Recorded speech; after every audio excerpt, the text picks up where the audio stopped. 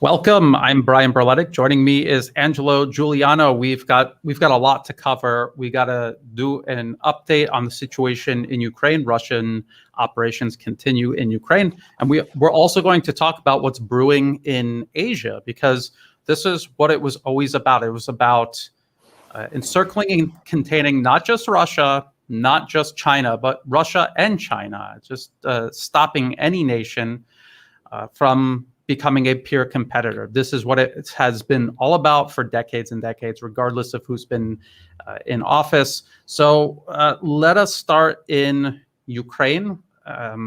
What I like to do every time we talk about this is do a very quick review on how we ended up here. This did not start at the end of February of this year.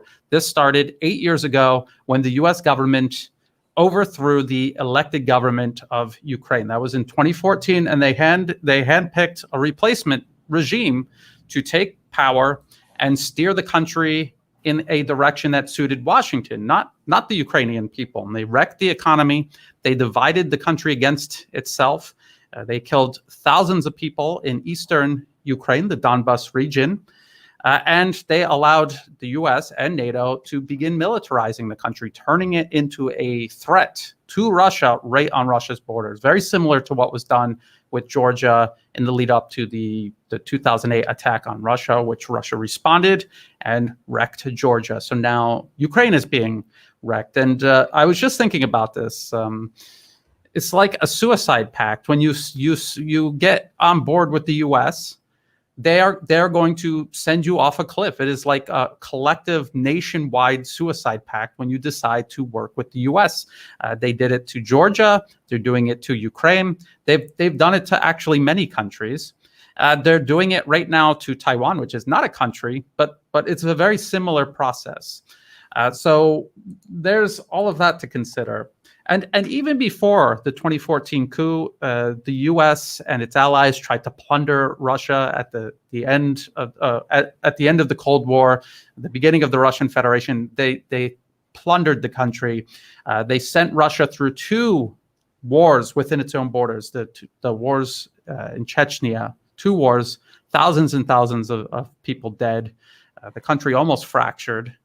And the NATO expansion up to their border, always moving eastward. And then also the U.S. destroying Russian allies, countries like Libya, destroyed, Iraq, destroyed, Syria, nearly destroyed. And this is when Russia intervened in 2015 and saved Syria. And then this is what's brought us up to this point here in Ukraine. This is Russia standing up again to the U.S. and its encroachment and its encirclement. So that's very important to understand. Now, we're hearing a lot of things in the news. Angelo, you've probably heard they're saying, "Oh, Russia couldn't take Kiev. They failed. They're giving up. So they're just going to dig in around Kiev." Why? Why are they digging in around Kiev? And was that really Russia's goal? And I just want to show people this real quick. Well, most important, we need to remember what Putin said when he decided to have this operation in Ukraine. He said, first of all, we want to demilitarize Ukraine. We want to get back Donbas, give them a certain degree of autonomy, and we want to denazify. So the thing is that the question is, why would you want to take Kiev? It's not in the objective that Putin has put, He's going to take care of Donbas. And I think I just listened to Scott Ritter and Gonzalo Lira. They had a very interesting exchange. And basically the idea was just to simulate that they were going towards Kiev. But in reality now they are redirecting the forces that were in Kiev towards Donbas, and they are going to encircle 60,000 soldiers, Ukrainian soldiers. You need also to remember, there's one thing which is really important. Remember when there was Iraqi war, the NATO forces were 500,000. Here, the Russian forces, we are talking about around 150,000 forces. It's very little. It's not much for a country the size of Ukraine. So, and I think to give you the ratio, I think the Ukrainian side is 250,000. So basically, it's a huge challenge. Even though Russian forces are much more advanced. Like it's a second, probably the second or third best army in the world, but still, it's a huge challenge. So they're focusing on their objective. Again, it's just demilitarize, denazify, and Donbass. Exactly, and that's what I've got up on the screen here. This was Russian President Vladimir Putin's speech when he announced these operations, and it says as clear as day that's what the goals were. It wasn't to take over all of Ukraine. It wasn't to storm into every. Ukraine has multiple major population centers with 1 million or more people, and when in recent history or ever has an army walked into a country and taken over all major population centers all at the same time? It doesn't happen. Now, I don't know about them faking the Ukrainian army out at Kiev. I think what they're doing, and this is what they did in Syria, you send your forces to create a line of contact with the enemy. If they don't want to stay there and they want to withdraw and go somewhere else, then your troops are sitting right there. They could take advantage of that vacuum that the enemy just left. So if these Ukrainian forces in Kiev, defending Kiev, were to leave and go to the Donbas region, those Russian forces are right there. They could just go right into the city. So that's why they're there. They're there to keep those Ukrainian forces in Kiev and Kharkov and near Kherson and everywhere across the entire country, keep them all divided and tied up so that you have a single force that can go into a city and work on the city, like in Mariupol right now. That's what's going on. And then now they're freeing up other forces to go to the Donbas region while tying up these Ukrainian forces. And when they're done there, all of those forces, battle-hardened, experienced, they're going to go to the next city and the next city until Russia accomplishes whatever it is that it decides it wants to accomplish. This is a very fluid situation that they can decide if they feel like things are fulfilled, they can stop, or if Ukraine and its Western sponsors continue to be belligerent and pose a threat, they will continue. That's what my belief is. Based on what they did in Syria. They held those terrorists in different locations, and then they had one or two major forces working on cities, and then from one to the other, liberating them in Syria. I have a feeling that's what they will do in Ukraine. So there's that. And then I showed this in my last update. This is from the Combating Terrorism Center at West Point. They tell you that that's what Russia did in Syria. And they did it very successfully, and they admit that they did it very successfully. They took these cities back, and it's not all in the same year. It's like 1 year this city and that, and then the next year that city and that city. And it was a long-term process, because what they do is they encircle, they open up corridors to get civilians and any fighters interested in surrendering, and then they advance, and then they give another opportunity for people to get out, and then they advance until they take the whole city. And that's what they were doing in Mariupol just now in Ukraine. Now, some people may have seen very disturbing videos circulating of Ukraine carrying out war crimes. They had Russian prisoners of war, and they were torturing them and executing them, killing them.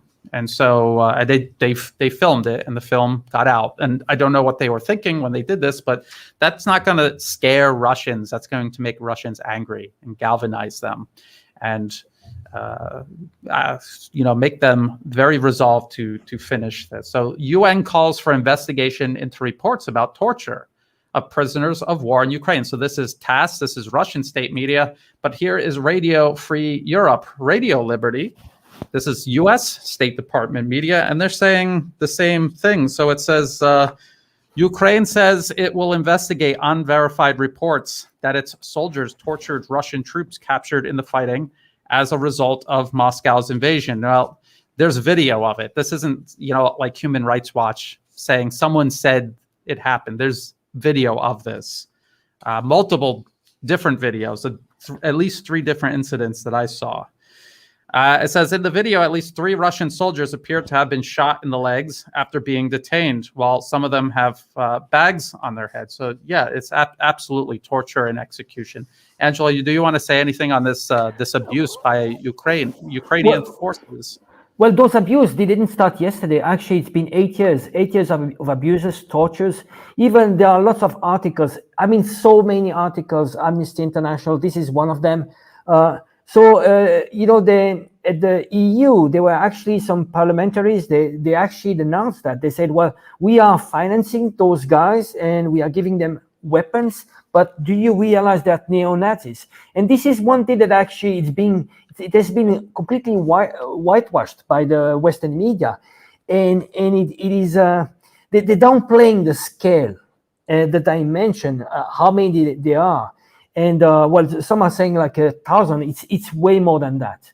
Other estimations are around 15,000. But imagine, just to give you an idea, remember the World War II, the Germans, the SS were just a minority, but they were so strong. They had so much power that they, you know, I mean, the Wehrmacht was scared of the SS. So they had the formal power. And this is why, you know, you had 2 presidents.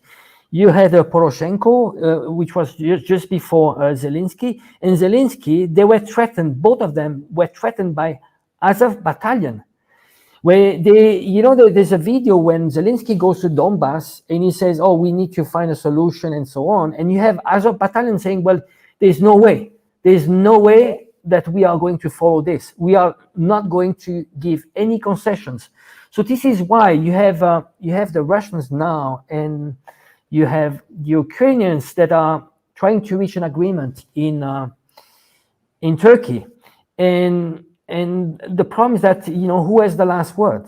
It's been 8 years that even during the Minsk agreement, they couldn't give any concessions. Why? Because the Azov battalion was behind them, and also I think, you know, that's probably the CIA. It must be something extremely dirty. And I'm also suspecting that the CIA and the US, they have a lot of dirty stuff. They are blackmailing Zelensky. To give you an example, there's the ORCEP. What is it? Like this agency, US agency, which is actually financed by the CIA and George Soros. They actually exposed corruption accounts. Pandora Papers, the accounts of Zelensky offshore. So there's you know, it's extremely dirty. And anyway, I mean, Ukraine is already extremely corrupted. But it's what an irony for a president that actually came into power promising 2 things. He promised to make peace with Russia and Donbass and to tackle corruption. And of course, everybody bought into this. So even the Russians, you know, 73% of the population, they voted for Zelensky. The first thing he did was just go, I mean, 180 degrees, just completely the opposite. And I mean, the big question mark is he free? I think he's just a puppet. They tell him what to say, and he cannot do it. He's a hostage. I don't know how willing is he to do what he's doing. Yes, exactly. He is a hostage. Many politicians in Ukraine are hostages. And I just saw, what is his name? Ross Atkins of the BBC claiming that Azov Nazis are not holding Ukraine hostage. And there is literally a BBC report from a few years ago. I think it was 2018, as recently as 2018, where Azov was in a government building, hovering over politicians and physically intimidating them to pass different laws that they wanted passed. So yes, they're being held hostage by these heavily armed, vicious thugs. And just as you were saying, Angelo, Amnesty International, Human Rights Watch, they were talking about Azov, Adar, C-14, all of these Nazi groups in Ukraine for years and years. There's this is a really disgusting whitewash of Nazis in Ukraine. This was just put out by MSNBC in 2022. And they say that Congress cut funding for Azov, but then they reversed the ban, which is true. They flip-flop multiple times. But the most recent one is this one right here. This is from congress.gov. And if you search for Azov, it says right here, none of the funds made available by this act may be used to provide arms training or other assistance to the Azov battalion. Why is that? Because it's a terrorist organization, it's a Nazi organization. You had people in Congress, 30 or 40 members of U.S. Congress, trying to get Azov battalion put on the foreign terrorist organization list alongside Al-Qaeda and ISIS. That's how bad they are. That's how long people have known that it was a problem. It's a continuous problem. So then when we see this, Ukraine to investigate reports of war crimes. Of course, they're committing war crimes. That's what they've been doing for 8 years. This is part of the reason Russia intervened, because this was going on. And of course, they're in this big war now. They're going to continue doing it. And I want to direct people to Patrick Lancaster's channel. He is in Eastern Ukraine. He's been covering this for 8 years. And he is interviewing people coming out of Mariupol. And they are saying how Azov were hiding behind them. They were putting military equipment next to residential areas to use them as human shields and getting civilians killed and destroying civilian infrastructure, which is what Russia has been saying. Now, Patrick Lancaster said it. And you know who else said it? Angela, I think you saw this. Washington Post. Russia, listen how this is the headline. Russia has killed civilians in Ukraine. Kiev's defense tactics add to the danger. And if you read through this, what they're actually saying is Russia is killing civilians because Ukraine is putting all of their military equipment in and among civilians on purpose to get civilians killed. So is it Russia killing them? So let's read a few excerpts from this. All of the links to all of this is in the video description below. Angela, do you want to say anything? You read this. Do you want to say anything before I start reading? Yes, I'd like to add, in 2014-15, the ones that actually fought in Donbass, the first that came over to fight Russia in Donbass were actually regular forces. And a lot of them switched side. They went to the other side. And they didn't want to fight Ukrainians because they saw them, how could you fight Ukrainians? The only way that they got people to fight Ukrainians was to get, to prop up Azov, to finance Azov, because those are the radicals, those are the racists. And this is why you could actually manage to have a civil war. In normal times, if you have normal soldiers in front of you, not radicalized, they will not fight their own population. If they realize soldiers, they realize, well, the other side, Donbass, there are 4 million Russians there that they want to be independent. I doubt a regular army officer would just fight them. You need to find radicals that are as radicals as ISIS. And it's very interesting. Remember, we talked about this just before doing this video. We talked about the advisor of Zelensky. I don't have his name now. But he's basically praising ISIS, the techniques of ISIS, and the fact that they need, if they want to fight Russia and Donbass, they need people that are extremely radical and are willing to give extreme pain to the other side. So just going back to the abusers, 8 years of tortures, human rights abuses, and war crimes. It's not the first time. And I just saw a video, today, of a man that was actually crucified. He was put on a cross and nailed on a cross, and they burned the cross. They burned the cross. That's like ISIS. I saw ISIS doing stuff like that. It is in an article. Actually, this is in an article. It was actually, they talked about this at the EU Parliament in 2018 or 19, I believe. Yeah. So let's read this.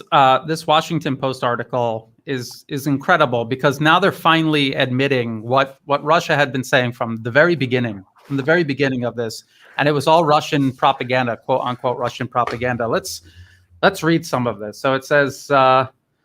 The military's understandable impulse to defend against Russian attacks could be putting civilians in the crosshairs. Virtually every neighborhood in most cities has become militarized, some more than others, making them potential targets for Russian forces trying to take out Ukrainian defenses. So if you put a missile launcher next to a residential building, that is a legitimate target, and Russia can target it But when they target it, it's going to endanger everyone around. Now, they're going to explain this, which is very good that the Washington Post is finally doing this, a month late, but good for them. Better late than never. So it says, I'm very reluctant to suggest that Ukraine is responsible for civilian casualties because Ukraine is fighting to defend its country from an aggressor. No, it's not. Said William Schlabus, an international law professor at Middlesex University in London. But to the extent that Ukraine brings the battlefield to the civilian neighborhoods, it increases the danger to civilians. Ukraine's strategy of placing heavy military equipment and other fortifications in civilian zones could weaken Western and Ukrainian efforts to hold Russia legally culpable for possible war crimes, said human rights activists and international humanitarian law experts. Because Russia is not committing crimes, war crimes. They're shooting at military equipment that Ukraine put into a residential area, which is actually a war crime, and they will explain that. So it says, let's see. It says over the past month, Washington Post journalists have witnessed Ukrainian anti-tank rockets, anti-aircraft guns, and armored personnel carriers placed near apartment buildings. The Ukrainian military has a responsibility under international law to remove their forces and equipment from civilian populated areas. And if that is not possible, move civilians out of those areas.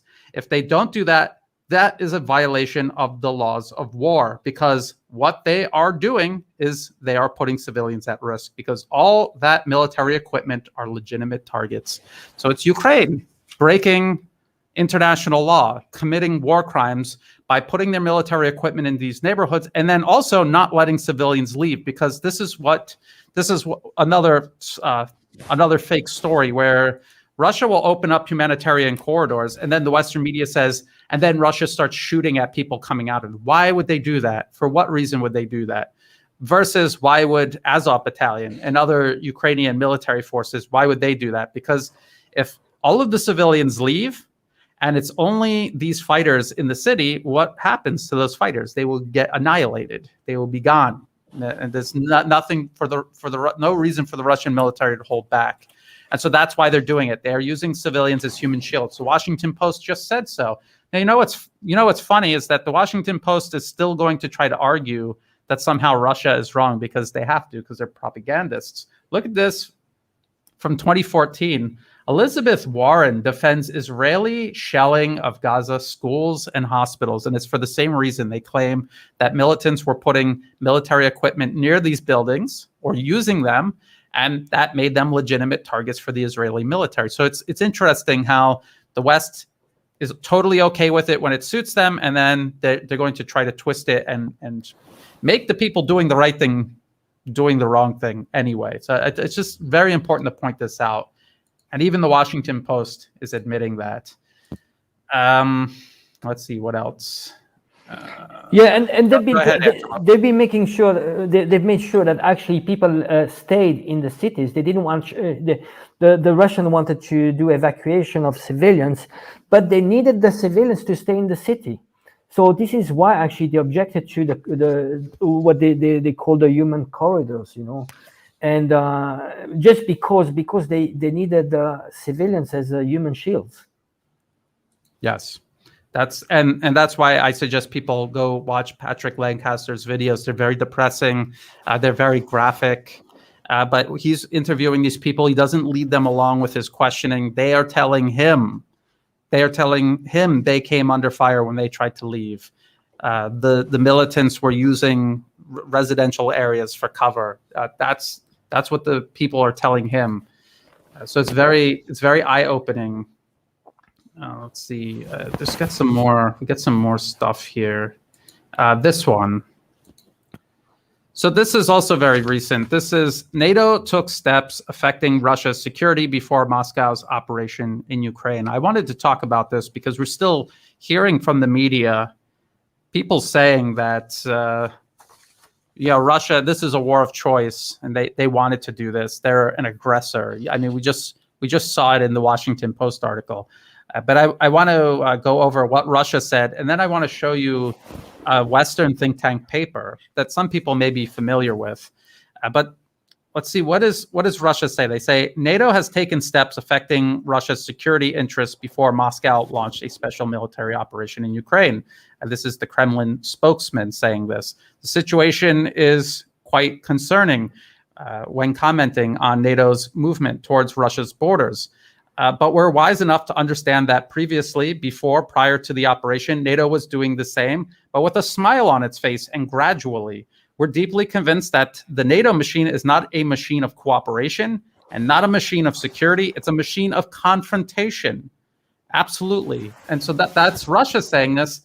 Now look at this paper. Angela, are you familiar with this paper? Rand Corporation, 2019, Overextending and Unbalancing Russia. 2019. You have to keep that date in mind.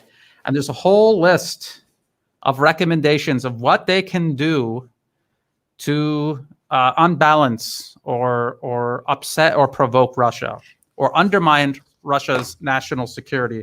And I'll just list a couple of them off, and people ask themselves, have you seen in the news them actually implementing it?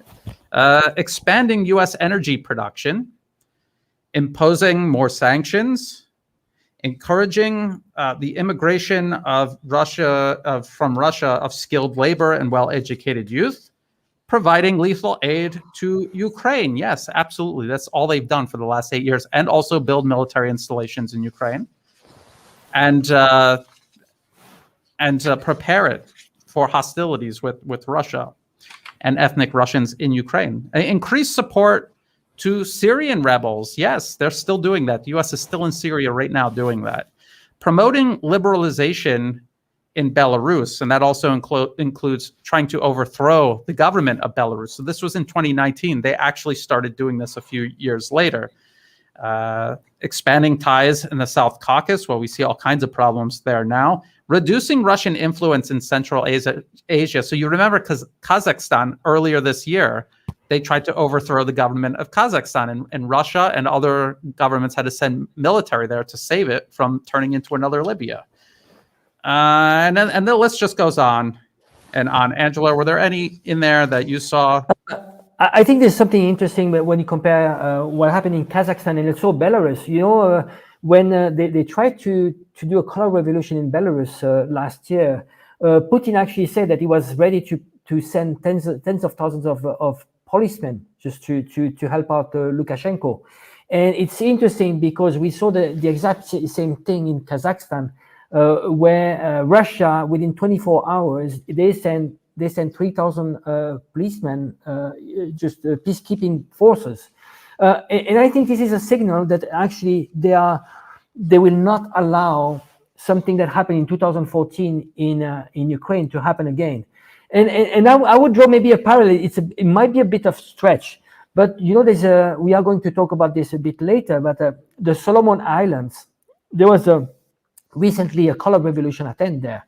You know, USA that spent lots of money just to create a divide within the population because you know, and it was related to support to China versus support to Taiwan's recognition.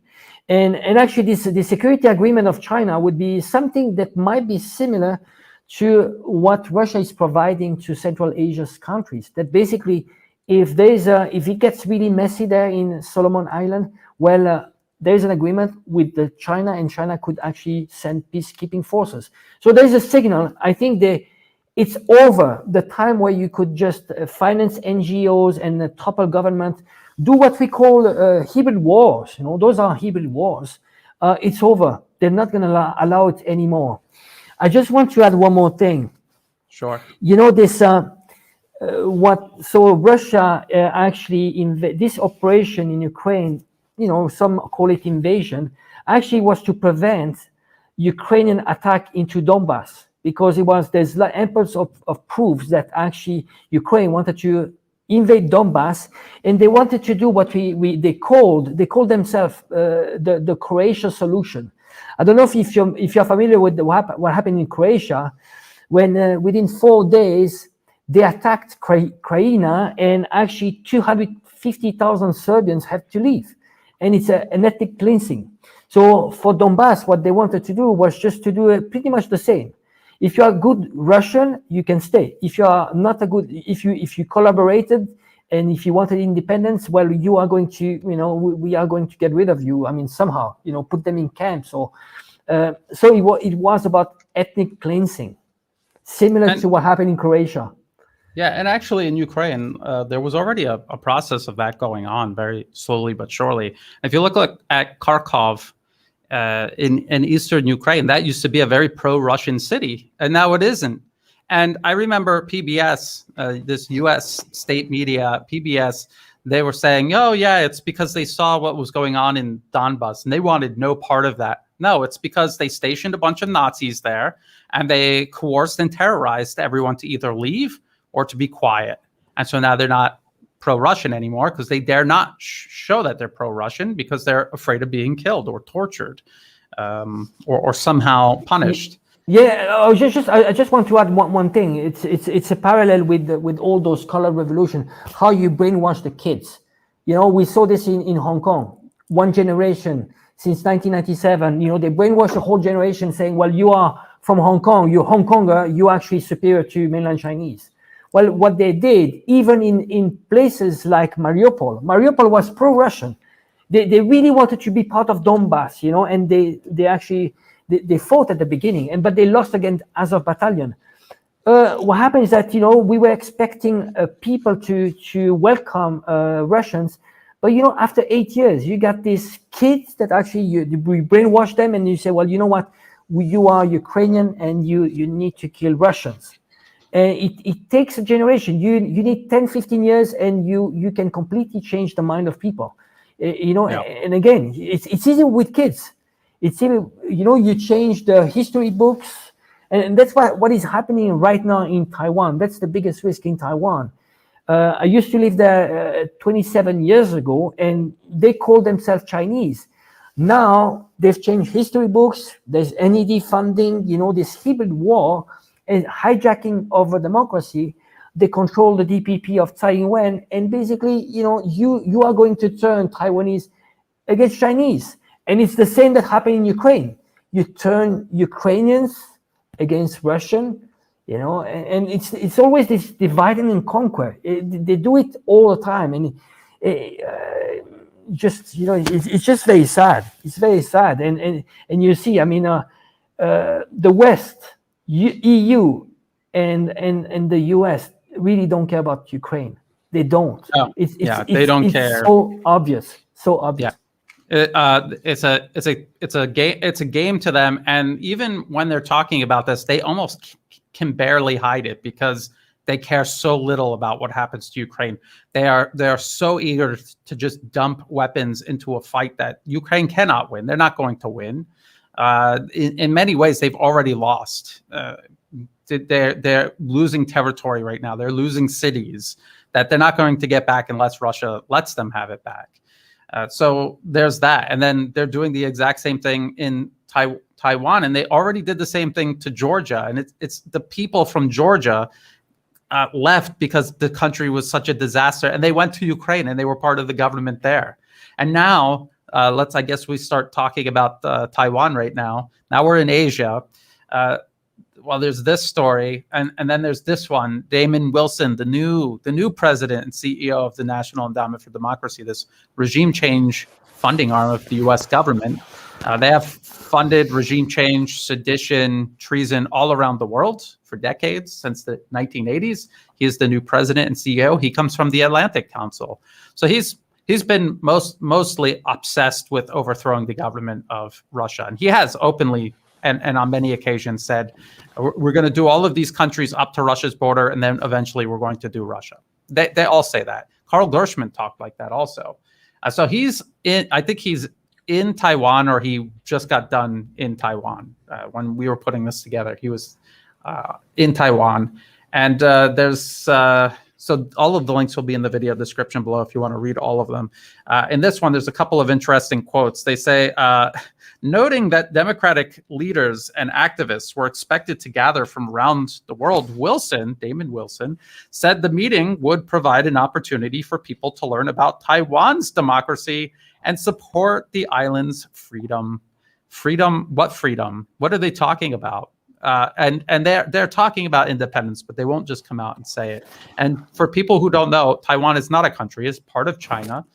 Every country in the world just about recognizes Taiwan as part of China under the One China policy, including the United States. The U.S. does not have an official embassy in Taiwan because it's not a country, and vice versa. Taiwan does not have an embassy in the U.S. because it is not a country. It says, when the Russian invasion of Ukraine with the Russian invasion of Ukraine in the global spotlight, Tsai said, global democratic development was being challenged by the expansion of authoritarianism. And in reality, the U.S. is dictating to Taiwan its future. They dumped billions of dollars into Taiwan's political system. They hijacked it, they commandeered it, and they're pointing it in the direction that suits Washington. That's not democracy. That is authoritarianism. That is a dictatorship. They are directing the fate of this island against its own best interests. Even if you can dump billions into the media and convince everyone in Taiwan that it's in their best interest, it is not. It is not. We've gone over this many times before. This article also says, this South China Morning Post article, the Taiwanese admire how Ukraine's territorial defense forces are playing an important role in protecting their nation through a whole of society approach, the president said, which is what this article is about. It's about, again, it's like getting everyone to sign into a collective island-wide suicide pact. That's what this is. And this is what Ukraine is doing right now. They've signed a suicide pact, and now they're killing themselves fighting the Russian army to the last Ukrainian. That's what they're doing. And this is what the current president of Taiwan, this is what they're saying Taiwan should do also. Angela, you want to, what's your take? You've been in Taiwan, you've lived there. What is your take on this? Well, remember, we mentioned this in other episodes. Tsai Ing-wen, who is Tsai Ing-wen? When she was not even that popular as now, I mean, people didn't know about her. She was, I think, vice president of DPP. And DPP was not in power back then. It was Kuomintang. Kuomintang is the party that actually left from China to Taiwan after the Civil War. So basically, Tsai Ing-wen, she was having a secret meeting with AIT. AIT is the de facto US embassy already back in 2004. So she's a US puppet because she was already giving information and working closely with the US embassy. And then what happened in 2014, just coincidence, it's the same year as the Maidan Revolution. There was a sunflower revolution. And during that time, it's the time where the relationship had never been so good between Taiwan and China. They were actually trying to sign an agreement, a free trade agreement between Taiwan and China, because the economies are interrelated. You have many Taiwanese, you have more than 1 million Taiwanese that are working in China. So there was this agreement to be signed, and in 2015, as a Mind Joe that met with President Xi Jinping, they were extremely close to Taiwan. And back then, there was even a project to build a bridge between the mainland to Jinmen Island, because a lot of people don't know that, but actually there are some islands that are extremely close to the mainland, but very far from Taiwan, and they wanted to build a bridge from the mainland to this island. So you see, it takes 10 years to completely change the dynamics. Now the public opinion shifted, but again, we need to be careful. I see the way they formulate those polls. They say probably 80% of Taiwanese, they actually want a status quo. Some want independence. They say, well, we want independence, but at later stages. But in reality, 80% of Taiwanese, they're happy with the life they have. They don't want changes, and they know that 50% of the trade they do is with the mainland China. Why would you do a suicide? And I think what is going to be essential is, depending on what happened in Ukraine, I think Taiwanese, they will look extremely careful. They'll be extremely careful on what they will do when it comes to China. And I don't know if you remember, there was this retired general. He said clearly, if the if the mainland China is going to invade Taiwan, we should just lay down arms and not fight because they are our brothers. But that is the old generation. The new generation, they're different, they're brainwashed, but there's a big difference when you compare with Ukraine. They're not radicalized. You know, we are talking about cosmopolitan. You know, this new generation, are they going to, I mean, this is not ISIS. I know how Taiwanese are. They're not ISIS and they're not Azov. You know, what they missed in Taiwan, when it comes to Taiwan, is are they willing to die? And hopefully they might be able to see more clearly really the whole picture. You know, it's just a proxy war. They, you know, as much as the West was willing to sacrifice every single Ukrainians for their own purpose, they are going to do the same for Taiwan. Do you think they care? No, they don't. It's about an agenda. It's about keep the hegemony, the Western hegemony, and the dollar hegemony. And I think this is also a topic which is really important. You see the world is shifting, and you see partnership that were unthinkable. You know, it's we see that actually in reality, India and China are extremely close when it comes to Russia, and that is very interesting. And you see countries that you wouldn't believe, you wouldn't think, like Brazil, like Saudi Arabia, they're actually shifting. And this is the global South. It's a critical moments where the global South is coming together and saying, you know what, we are tired to use US dollar. We are tired to finance your high standard of living, because this is what it's about. It's about how, you know, hundreds of years of containment of the global South, just, you know, raping the global South, taking their resources, doing coup, keep them poor, keep them enslaved. And now there's a revolution happening. And it's like the shift of power. Well, how they going to manage, how the West is going to manage? Are they going to let, you know, make a compromise, or are they going to go into a hot war? And this is a critical time right now. It's a time where everyone is going to have to pick a side, and being ambiguous about it is maybe not going to be an option. Just so people don't think that Angelo's making this up, this is from Taiwan News, and they say the NED, the National Endowment for Democracy, has worked with the Taiwanese government and followed the progress of Taiwan's democracy. They didn't follow anything. They were directly involved in manipulating Taiwan's political system. And they said, with the NED's encouragement, the Taiwan Foundation for Democracy was founded in 2003. So it's a subsidiary of the NED, and it does the exact same thing the NED does. It interferes in Taiwan's political system, guided by the NED, and it also helps the NED interfere all across the region. Just in case people think Angelo or I are making this up, there was something else that I wanted to point out. You were saying, you know, about, okay, they're completely destroying Ukraine. Just look at the city streets. The country is being destroyed. They're going to do the exact same thing for Taiwan. We've talked about this before, where you have papers, U.S. policy papers, where they're talking about, oh, if China invades, destroy all the chip manufacturing.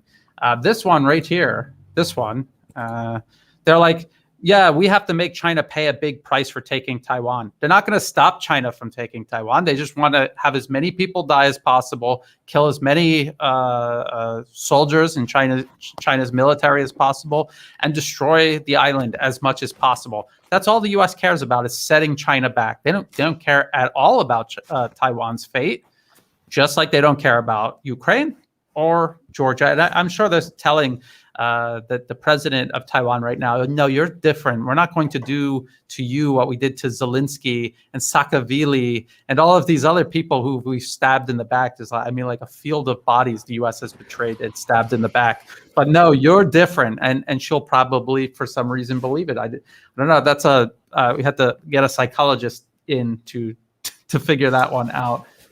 I wanted to talk about the Philippines are doing, I don't think I opened it, but the Philippines are doing a large war game, the largest war game ever with the United States.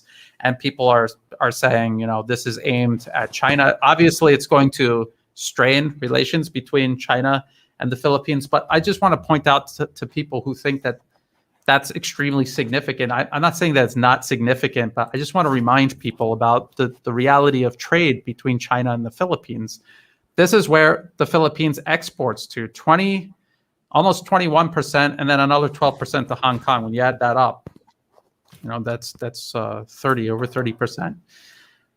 And as far as imports, China is their biggest trade partner by far.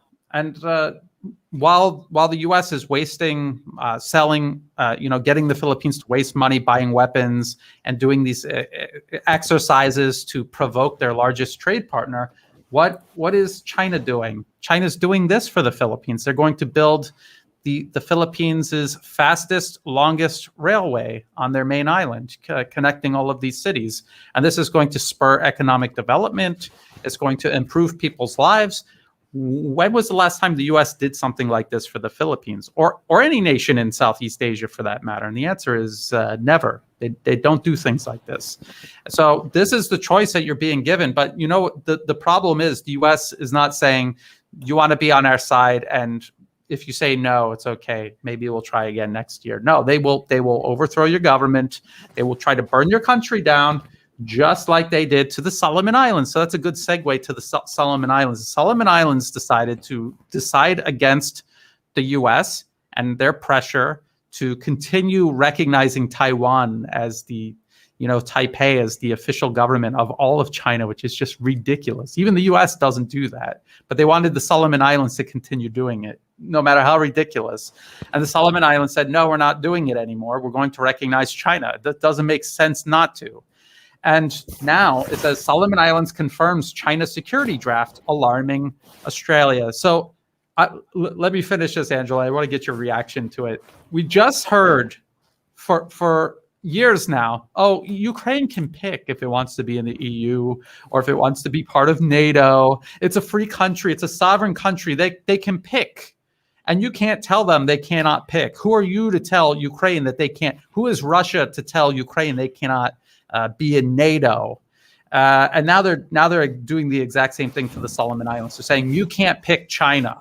That's in our sphere of influence. That's our backyard. Australia is saying that's in our backyard. You have to read this whole article. It's utterly absurd. Angela, what are your thoughts on the Solomon Islands? But yeah, I have some thoughts. Maybe in the meantime you can find just the atlas of complexity for Solomon Island because okay. The percentage of trade they're doing with China is enormous. So it doesn't make any sense for them not to recognize China as being the representative entity and to discard the relationship with Taiwan. I just want to add, this. I think when it comes to you see 65%. It's enormous. And so there's this strategic ambiguity. And a lot of so-called U.S. partners are not partners. They are in reality hostages. There are only a few that are unconditional. And it's, I would say, Australia, UK, US. This is the hardcore with Canada. And maybe a few countries in the EU, the Baltic states and Poland. Those are, unconditional. But otherwise, they represent a very small proportion of the world. It's only 10%. Well, the rest, they call themselves partners, but it's what they're doing is strategic ambiguity. If they don't do that, they have the risk just to have their government overthrown, just chaos. You see this in, there are rumors in Pakistan, maybe a color revolution in Pakistan. Philippines, the same. They are going to have elections. It's NED funded so much in the Philippines. If they really wanted, they could overthrow the government. Yeah. So you see, they are hostages. But what is interesting is that right now you have countries that are actually saying no, and those countries are. I'm thinking especially India. India already in the 60s, it was part of the non-NAM, which is the non-aligned movement, and they didn't want to take any side. But here, it's not, I would say that it is actually taking side. It's the side of the multipolar world. Again, here, I think our hope, it's not to have a bipolar world. It's really to come to a stage where we have multipolar world, where every single country has a say, and democracy will happen at the UN level. So no more like these gangster movements of those rich countries that actually put sanctions and overthrow government and invade governments. It's just they need to change, and they I mean, so they are only 10% of the population. If you want to be equal, there's 90% of the people that actually are being oppressed. They don't have the same rights, and you see how they're different when it comes to Ukraine. Why are they so sensitive about Ukrainians and Ukrainian refugees? It's very simple. They invested billions of dollars in Ukraine. It's not even because Ukrainians are more white. I don't even think, because ultimately Ukrainians are Slavs. They're Orthodox, they're Slavs. They don't belong to the same family. When it comes to Europe, and I know what I'm talking about when it comes to Europe. There's an image of what they want to build in Europe, in the EU, and this is why they didn't accept Turkey. Turkey, they asked to enter into Europe in 1989. Imagine, they're still waiting. So you see, it's just about using and putting countries in. As hostage. And sadly, here, what is happening in Ukraine, you can see the who is the loser. EU is the loser. They're being used completely. They are going to buy gas. Very soon they won't have any gas, and they are going to buy gas from the US, which is going to cost 3-4 times what they're paying now. Do you want to explain the gas for rubles and what happens if they don't agree to this? And they've said they are not going to agree to this. So you want to explain that to the audience? What it's very smart. The move from Russia is that they want to trade not in US dollar but in ruble. What happens is that it is undermining the US dollar hegemony because when it comes to commodities, oil, gas, it's been always traded in US dollar. And this is actually the root of the petrodollar. So somehow, at the beginning, at the Bretton Woods agreements, the dollar was backed by tangible assets, which was gold. Later on, they stopped the peg to the gold because they didn't have any more gold. So Nixon came on TV and said, we are temporarily going to stop this peg. And they switched to this petrodollar. So this is why they had a Quincy agreement with the Saudi Arabia to peg to impose on Saudi Arabia to sell oil only in US dollar. So somehow the US dollar was pegged to a tangible asset. So what the Russia is initiating here, and it's not only Russia that is initiating. China has started already trading not in US dollar. And this is a process of de-dollarization. So they're imposing countries on using other currencies.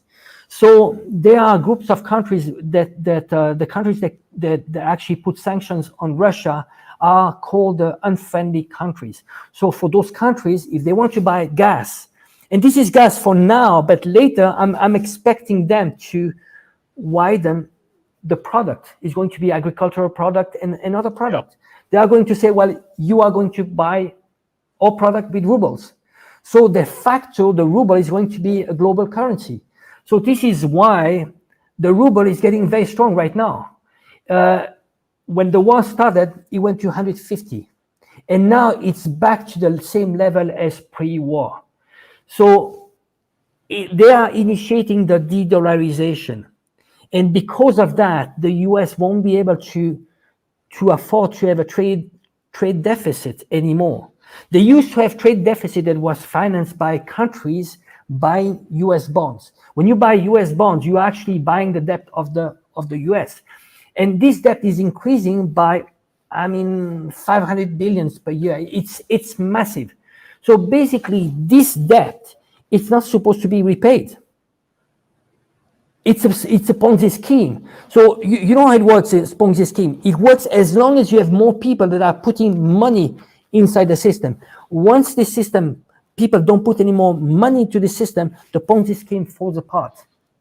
And this is the risk for the US. So now, if the US goes from a global currency to only a national currency, well, what happens is that if you keep on printing money, you are going to have hyperinflation. And this is why right now you start to have hyperinflation in Europe and in the US. And what is hyperinflation? It means, well, a dollar that you had this year is worth only $1 is worth 80 cents. You cannot buy as much as you used to buy before. So it means impoverishing of the population. And it's very dangerous. So somehow I think at some point we'll need to have all the countries to sit together and find a new system, and maybe a bailout of the U.S. economy, because what happened. I just want to go back to what the U.S. did to Russia.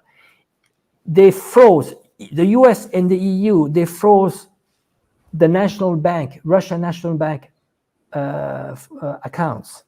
That means is a de facto a default,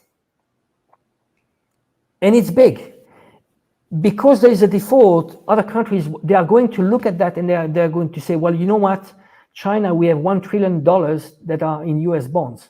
What are we going to do with that? It means that overnight the US could say, well, you know what, we freeze your money. Yep. So the trend, the risk is that you have more and more countries that are going to say, well, you know what, we might want to hedge our bets. Yep. We might want actually to diversify or reserve currencies. Once they start doing that, they are going to sell the dollars. You sell dollars, you know, the value of the dollar is going down, and it's a vicious circle. It's very dangerous time. And now I think they're getting desperate. They're getting desperate because you can actually, how can you spend almost $1 trillion in defense? It's because you have this, what de Gaulle used to call exorbitant privilege of having a global currency. Yeah. So you could go anywhere. You need a car. It's the same as you have the global currency. I need a car. Well, I just go there and I print money and I just go there, you know, and you have, it's always like a debt. You know, you have debts and it's unlimited. It's unlimited. So this is what is exorbitant privilege. Yeah, and so Russia said you need to pay in rubles if you're going to get any more gas, and the EU said no, and they cannot replace the amount of gas that they're getting from Russia, not for many years to come. This is a very complicated process. You have to build all kinds of infrastructure, you including ships and ports and terminals and pipelines and all kinds of stuff. And it'll take years and years to do this. And Russia is saying, like, they're going to turn the gas off like at the end of the week if they don't go along with this. And I know that they're being pressured to say no and not do it. And you just have to ask yourself, if the US can do this to Ukraine, why can't it do it to the whole EU? Why can't they destroy the whole EU by putting into place these handful of politicians, elitists who don't actually care about the countries that they're in charge of? They're going to lead the EU off of a cliff, just like Ukraine was led off of a cliff, just like Taiwan will be led off a cliff. This is what the US does over and over again. They have this habit. They're very good at working their way into a country, identifying the right people who are easily led and pushed over by flattery, who think that they're special and are completely blind to the fact that the US is going to use them. And again, it's like once you sign up, it's like a suicide pact. Your country is gone. EU, I mean, I don't know what are they gonna do? Angela, do you have any idea what they're going to do? Are they just gonna like ration? Are they gonna ration gas? Well, imagine, just think about, you know, the competitiveness. You know, when you are going to buy gas that is going to cost you 3-4 times the price that you're buying now, is going to have an impact on the competitiveness of European industries. Yeah, you know, you cannot compete. You know, if you're buying gas so expensive. I just want to go back to what you mentioned before. The US, you know, EU is buying 150 billion cubic meter per year to Russia. What the US is proposing in liquefied gas is only 10% of that, 15 billion cubic meter. So it is impossible to replace Russian gas. It's going to take 5-10 years. It is impossible. Yeah. And as you mentioned before, even those 15 billion cubic meter per year, you need to build the infrastructure. They're not ready for that. So it's just economic system. I want to jump in and say something real quick, because you and I have both encountered people who will say these policy papers, that's rubbish. That means nothing. It's just a paper. It means nothing. Let me explain what this paper is saying. This paper is saying the U.S. is going to expand its gas production, liquid. So they're going to do that in 2019. But think about it. It will always, from now until the end of time, be more expensive for the U.S. to get it, prepare it, send it over the ocean, and for Europe to receive it than to just get it from a existing pipeline from Russia. It'll always be more expensive. The only way that the U.S. could ever justify selling to Europe, and Europe could ever justify getting it, is if they were planning well ahead of time to start a conflict with Russia. And they did start preparing for this shift away from Russia, but they just don't have enough time. They're like behind schedule on it. But they were definitely preparing this ahead of time. And if you go through this paper, they talk about the gas. They talk about getting the U.S. to sell more to Europe and for Europe to cut it off from Russia. And it just is, it's the dynamics of the market. It's more expensive to buy from America. It always will be, all things being equal. So they have to create an artificial crisis or a real crisis to make Russian gas unaffordable, either politically or on the market somehow. And so that's what they're working on. That's what they're doing, so that they can give Europe gas. And it's also about control. It's about energy, currency, military, political control. You know, the U.S. is very active in compromising European political circles, just like they are everywhere else. So I just wanted to put that in there. This was all premeditated. They were openly planning this. It's in all of their policy papers. So when people see these papers and dismiss it because it makes them feel uncomfortable, they do. Like when we read the Rand War with China paper, it makes you uncomfortable. You don't want to believe it. But that's what they're thinking. That's what they're really doing. You can see it with your own eyes. That's what they're doing. They're preparing that right now. So you could stick your head in the sand and pretend it's not coming, but it's still going to run you over when it comes. Sorry to interrupt, Angela, but I just wanted to make that point. It's very good. It's very important to precise. I mean, we need always to go back to those policy papers. It's everything they planned was it's all there. You know, it was all there. It's a big advantage for China and Russia because they've been preparing. What is happening right now, Russia has been preparing for 8 years. He knew the long-term plan. The long-term plan was just to get back Crimea. They wanted to put a NATO basis there. And just cut Russia from the access to the warm seas. I just want to go back to the gas now. Just remember there was this Nord Stream 2. Nord Stream 2 was supposed to supply 50 billion cubic meter per year to Europe. And additional to that is, because of the sanctions, they are going to buy less from Russia. So Europe and the US, they're saying, well, you know what? We are going to sanction. We are going to make you suffer. Well, Russia didn't wait for you. Russia signed a deal with China of 50 billion cubic meter per year of gas. It's the power of Siberia 2. And it's a 30 years deal. And it's from the same source, the Yamal source of a gas source. It's a 30 years deal. So they knew. Now it's going from the same source. It's just, you know what? I'm going to switch off. You're going to have less gas, but I have another supplier, China. And China is going to buy for cheaper. They have a great deal, an amazing deal. But what Russia needs is a stable customer. And China and Russia have been working together to find solutions to bypass sanctions. So you cut Russia from SWIFT, no problem. We find a solution. You don't buy this from Russia. Well, Russia is going to find another market. So many brands are going to disappear in Russia. Well, you know what? Overnight, those brands are going to be replaced by Chinese brands. Yeah. And Russian brands. Russia has become very self-sufficient over. Angela, you have to kind of get over the question. You see the question. It seems okay. Questions. Well, yeah. So no, that's a good point, Angela. That's what's the U.S. began preparing this ahead of time. Russia began preparing for it ahead of time, and so did China. China's is not laboring under any delusion what the U.S. is really planning for China. They're getting prepared for this. Everyone can see what's happening. And just one last thing about the Solomon Islands. They're making a deal with China because they already had the same deal with Australia.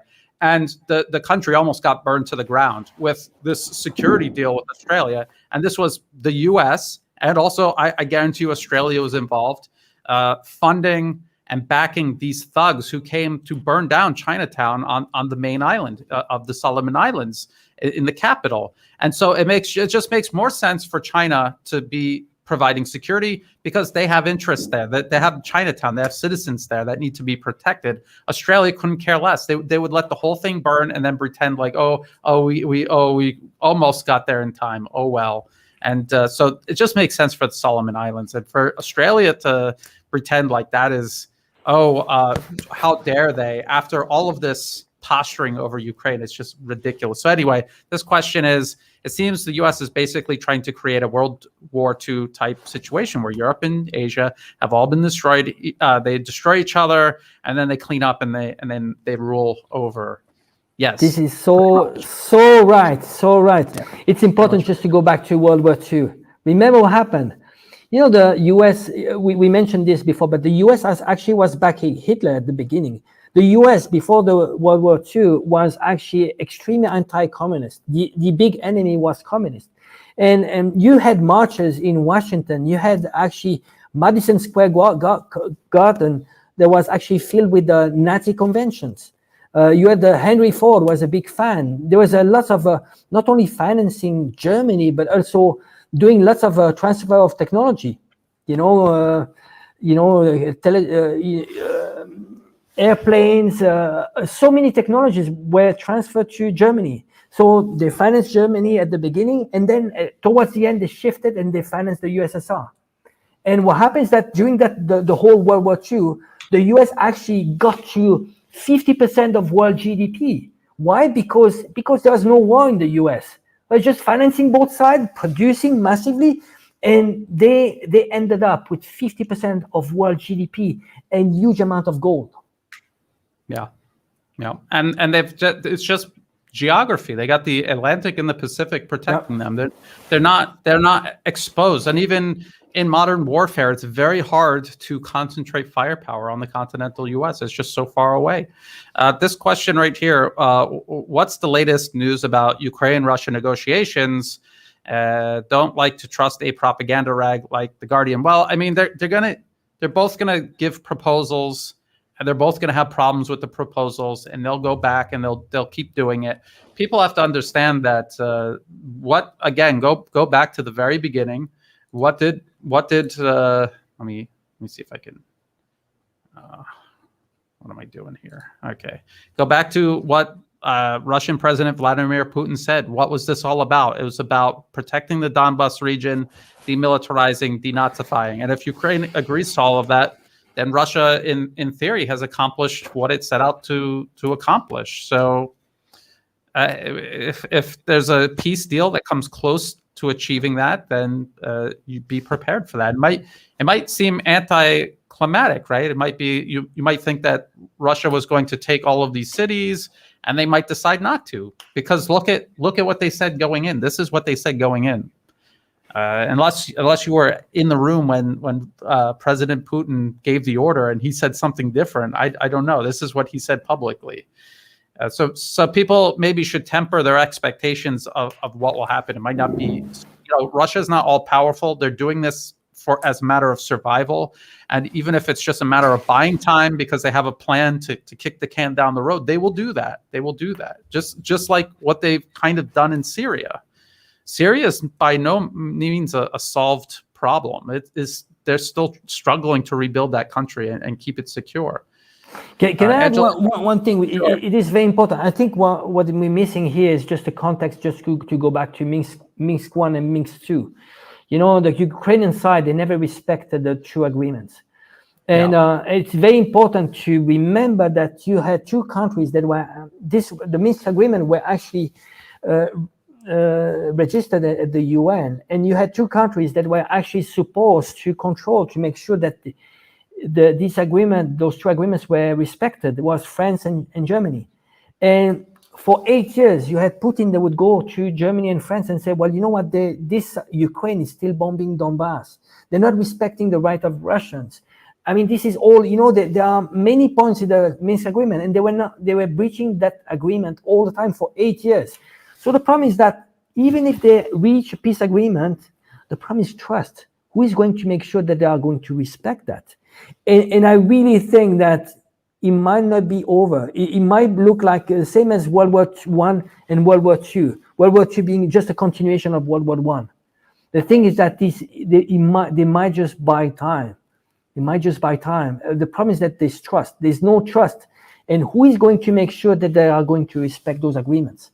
That's a big question, because there is no trust. After 8 years, there were already agreements. They were supposed to make peace already 8 years ago. They didn't respect. Now they're going to sign something else. You know what? Yeah. And then what they're going to do after? For 8 years, what did they do for 8 years?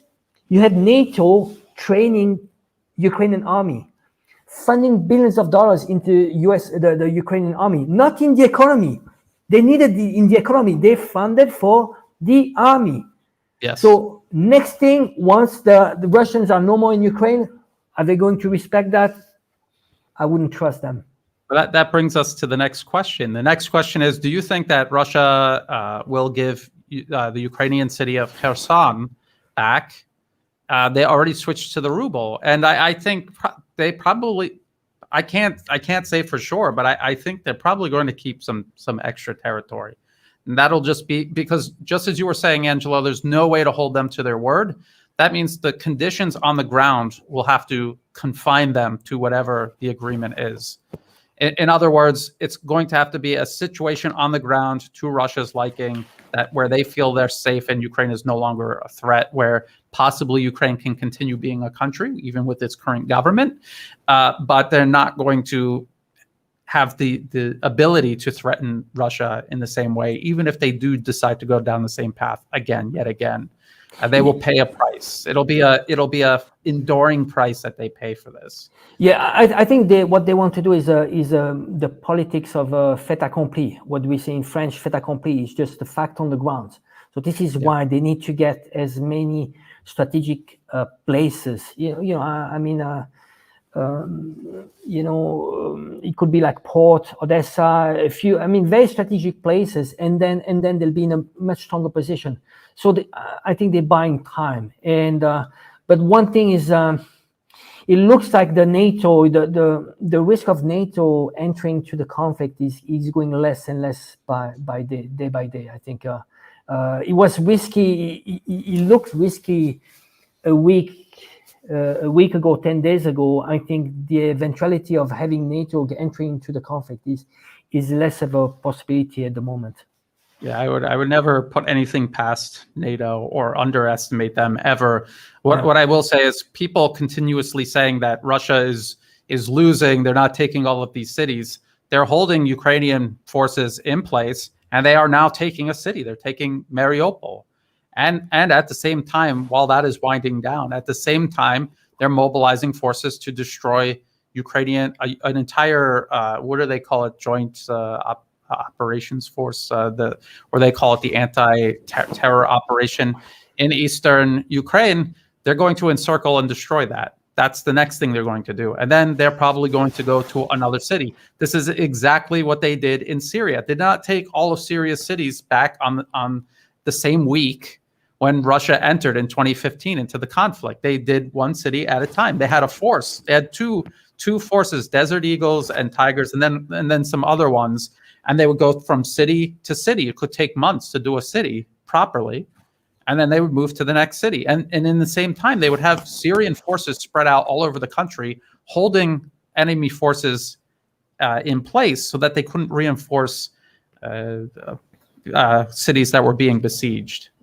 That was a problem. That could be a problem in Ukraine if Russia wasn't holding these forces in place. Angela, if you see a question that you want to... Yeah, I just want to add, I think we really underestimate the problem that those Nazi movements can create over long term. I think this is, you see what happened, the jihadists, that the CIA funded in Afghanistan, and it became Al Qaeda, ISIS, ISIL, and so on. I think there are ramifications. This movement they created in Ukraine, and we say often Azov, but there are many different battalions, movements, and some are linked to soccer clubs, and they've created a new culture.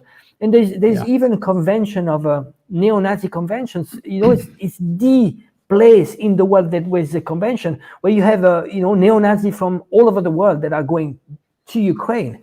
And I think there's a risk. There are risks here that it might be the beast of the Frankenstein beast that we created, and that is actually one day it is going to backfire against us. Just to give you an example, in Kiev they handed over to civilians 20,000 Kalashnikovs. They gave, those Azov battalions, they have javelin, they have so many weapons. Well, imagine if those weapons, they go into the black market. They could shoot down airlines. It is crazy what we've done. I think we are going to pay for that. There's going to be a heavy price to pay for the EU. And there's a big shame. I think one day we'll look back at what we did in Ukraine, financing neo-Nazi movements and whitewashing. It's disgusting. It is disgusting what we've done. And disgusting because we didn't care. You see, what bothers me is that we see all those people going to the street and saying, well, save Ukraine and so on. Well, you know what? You're just being played. They're just using Ukraine, and they want to, they don't care. Once this war is over, Ukraine it's going to be the poorest country in Europe, and who's going to care? It's just right now, it just serves, it's a good distraction for, crumbling economies in the West, and giving the fall to Putin. But after this war, people won't care anymore about Ukrainians. Yep. And someone says, will the EU, this one right here, will the EU accept Ukraine becoming a member? I mean, what is the EU right now? And I heard if you're not already watching the Duran, you should watch that. There's an Alex and an Alexander, and they both have their own channels. Amazing. Watch when they talk together, watch when they talk by themselves. They cover so many things. And I think it was Alex. He was talking about how there's these layers.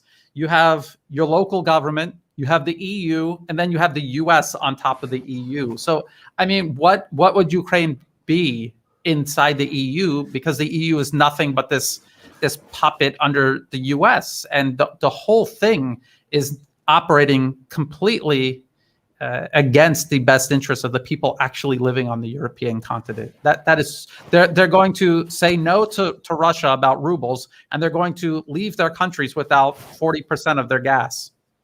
But who would do that? They could not comply to EU conditions. In 2014, remember the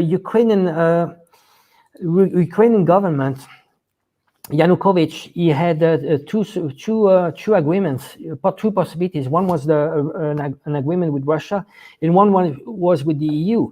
But the conditions the EU put was to completely liberalize the economy. It means so painful for the economy, layoff of thousands and thousands of jobs, privatization. And it's not acceptable. Even a pro-EU government would not accept the conditions the EU would pose for Ukraine to get into EU.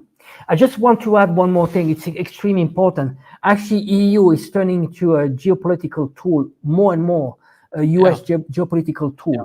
Actually, what I would be very worried if I was Russia is that, even though you might succeed in not having Ukraine to enter into NATO, but entering into EU, long term, it might be a de facto entering into NATO.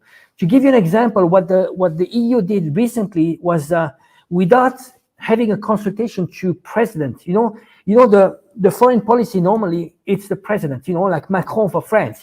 This is for the foreign policy. What the EU did was bypass president, and they took the decisions to send weapons directly.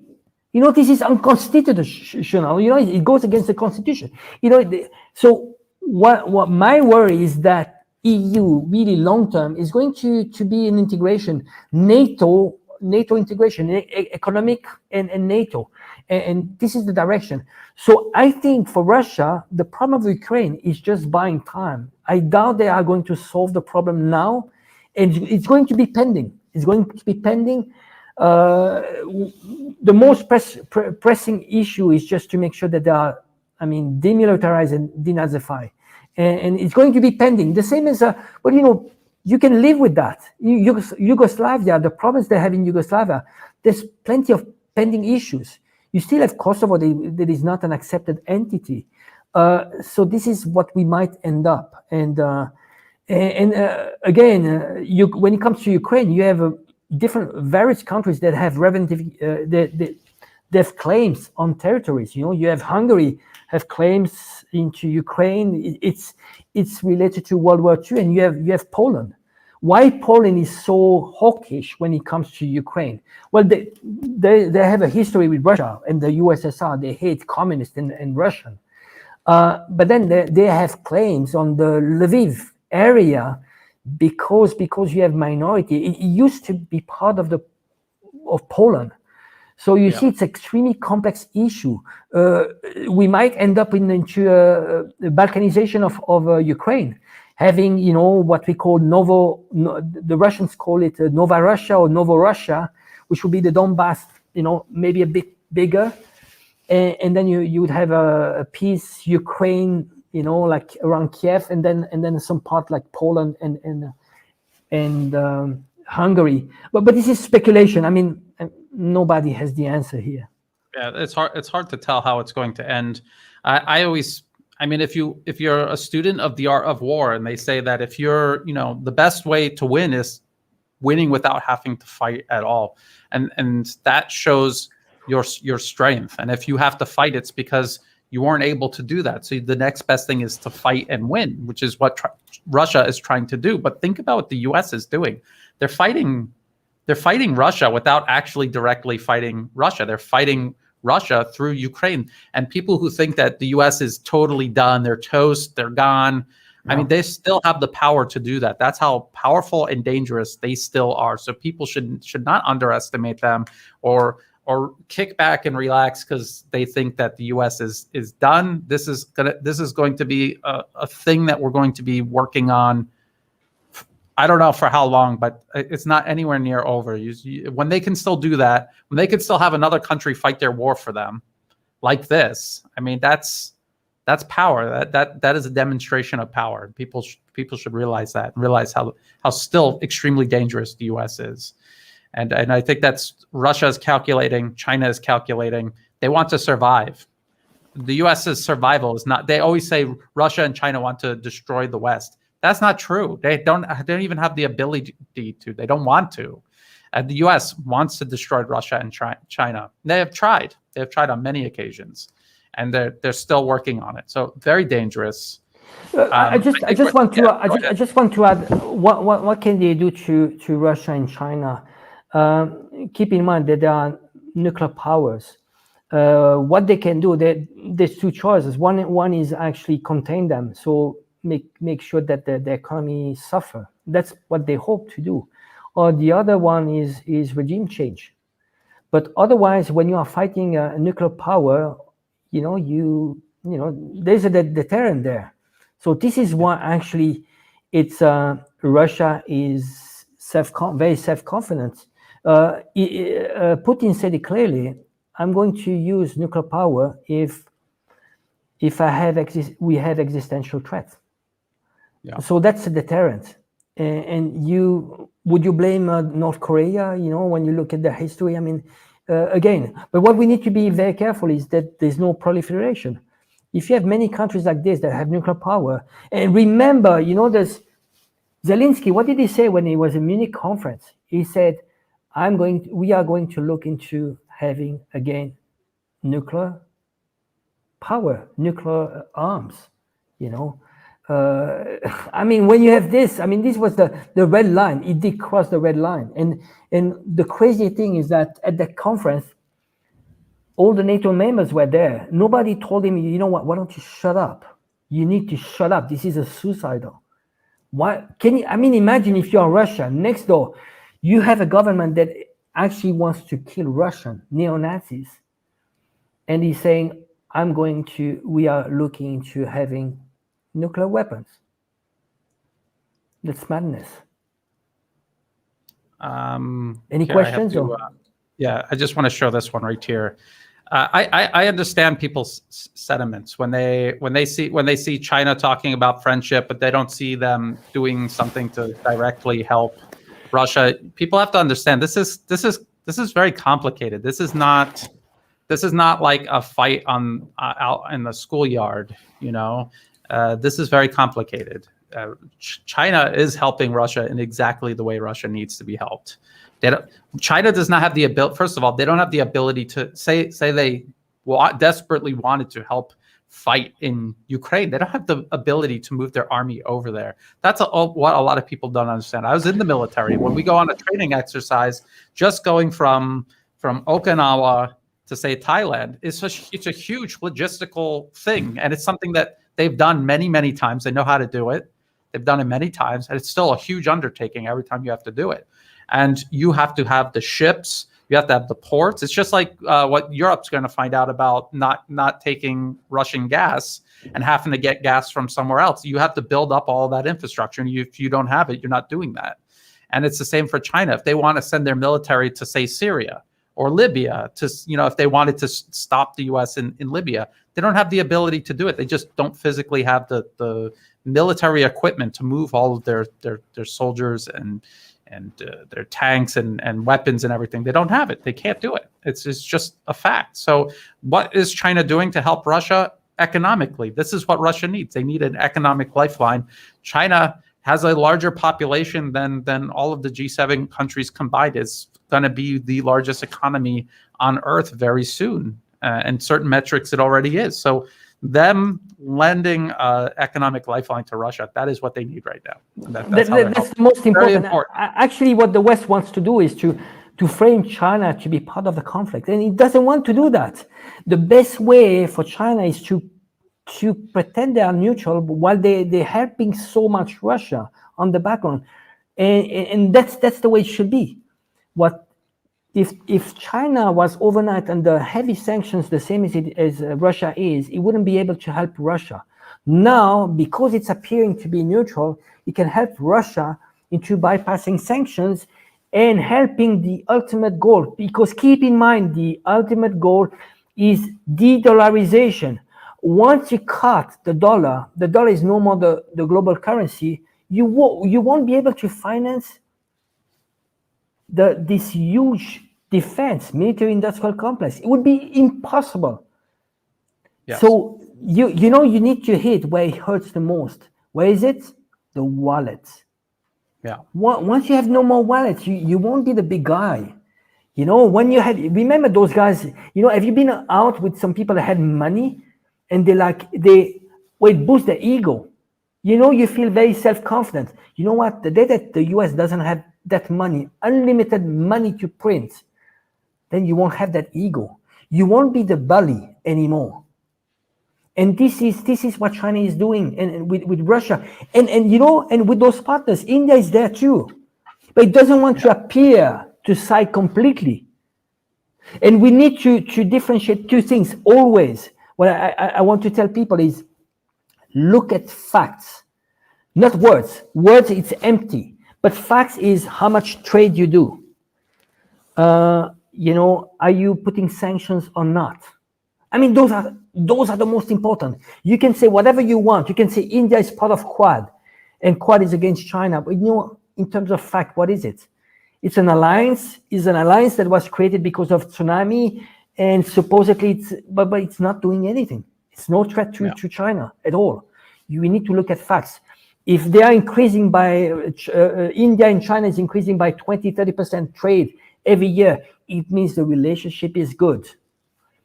Trade is money, money is power.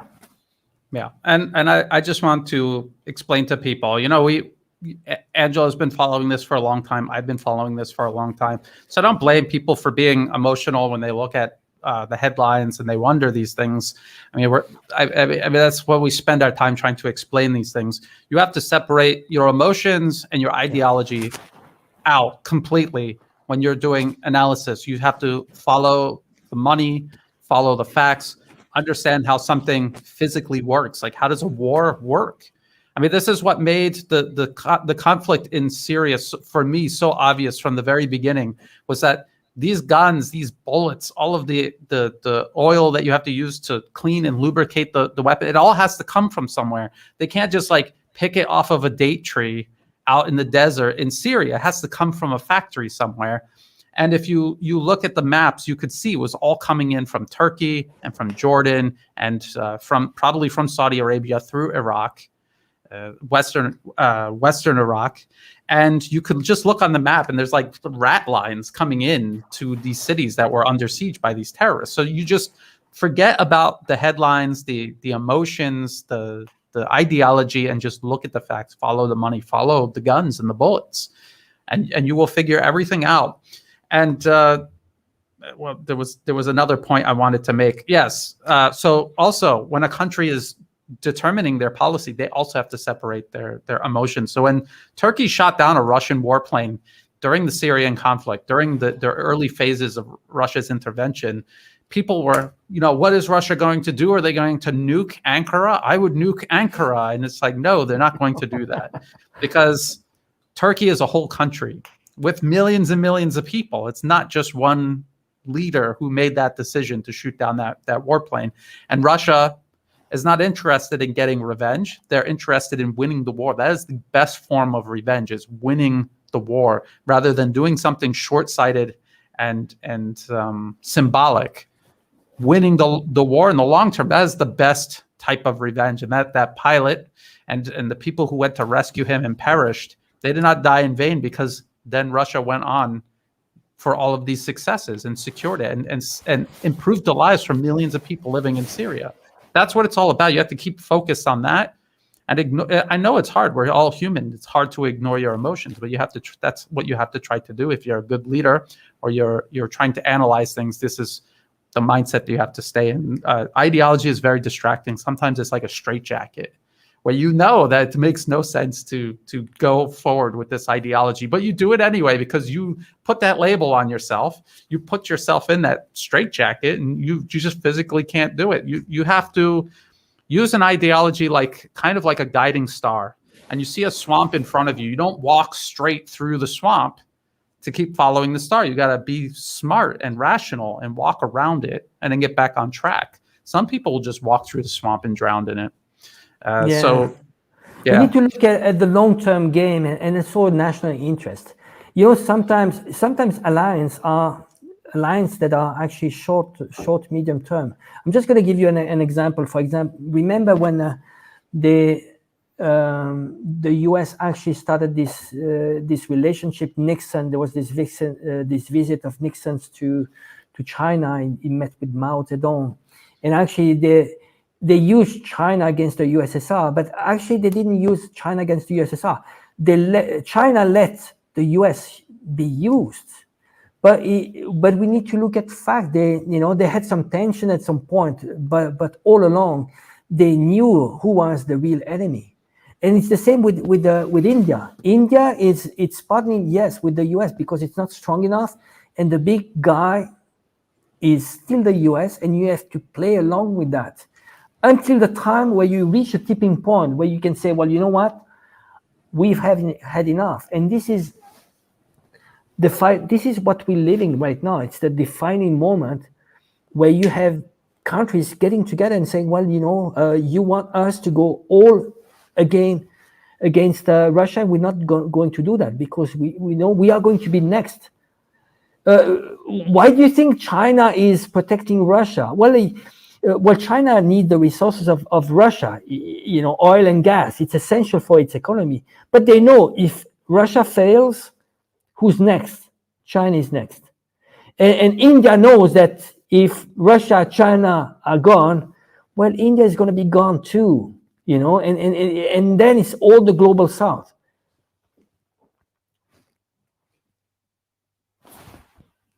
Or there's no sound. Okay, so I was USSR. looking something up and I didn't want the keyboard. Yep. The Duran again. I've been listening to. I've been making time to listen to other people's analysis, which it's very helpful, especially when you're in this ocean of propaganda. You need to like find an island of sanity and reason, and so that's why it's very useful to listen to other analysts, even if you are very busy. Make time, and so the Alexander of the Alex and Alexander of the Duran. He was saying about Russia and how they fought these two brutal wars in Chechnya, and now in look at Ukraine right now. The Chechen fighters are some of the fiercest and most loyal fighters on the battlefield, fighting alongside the Russians in Ukraine. And so this is why you have to think. You have to think ahead, and you have to think past the emotions and the animosity that come out. And like it. I have found that living here in Thailand, a lot of Thai people talk and think like this. And China, obviously, and also Russians are very down to earth and calm. And they're like, you're flipping out because you're an emotional American, and they're like, explain it very calmly. And then you see the wisdom of just taking a breath and thinking about what you're doing before you flip out. And I wonder to what extent America is like that all the way up to its most inner circles, because there's a lot of things that they say and do that are really outrageous and does not seem rational, and they're just enjoying this immense amount of power that they have that protects them from the errors of their decisions. What worries me is I look at the sanctions. Look at what happened. All those sanctions, and they came overnight. And I mean, when you are talking about strategy, it's a long term. You take time. They started putting sanctions and they backtrack.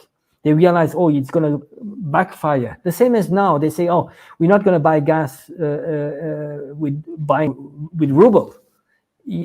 But then, what is it going to happen in a few weeks? The economy is going to collapse. People don't, you don't have heating at home. It's just, what worries me is it's this side of irrational demagogy, emotional, and also this what they call virtue signaling. You are taking a stance supposedly for human rights in Ukraine and so on, because you want to please your electors, because it's an emotional time. What is it going to do to you people, average people that are not going to have enough to buy food? You're destroying your economy. It's not rational, and you're using all your weapons. You look at Russia. Did they shut down the gas? I mean, they had so many weapons. When you keep your weapons, you still have weapons. I mean, the other ones, they threw everything. It was all irrational, everything. Yeah. And they say, we are going to make sure that your economy is going to collapse. Well, the same as they did with Iran and Venezuela. But they are much smaller economies. And Russia has been preparing for that for 8 years. Look at where is the ruble.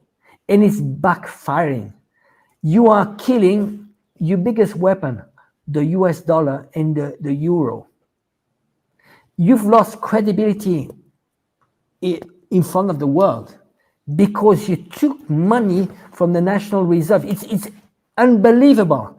You could have done this to Afghanistan. $9 billion, that actually Afghani people are starving. What an irony. Think about it. You are actually, crying about the refugees in Ukraine. And of course, it's bad what is happening there. But you stole $9 billion to people that are starving. And and then they come back and they say, we are going to give you 10 million out of this, to help you out. And we are going to tie two conditions. Yeah, it's disgusting. That is disgusting. I mean, there's another aspect in the art of war is having some kind of moral leadership or a moral imperative where you're fighting a fight that actually makes sense versus your enemy who's not. And this kind of extends to a lot of things that you'll see the U.S. Because this combating terrorism center in West Point, when they were talking about Russia's military campaign in Syria.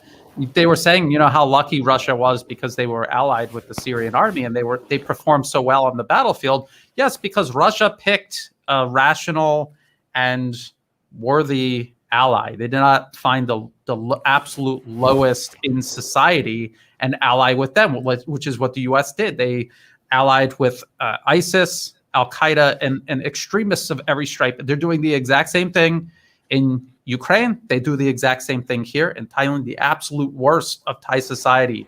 This is who they've cultivated and won over to their side.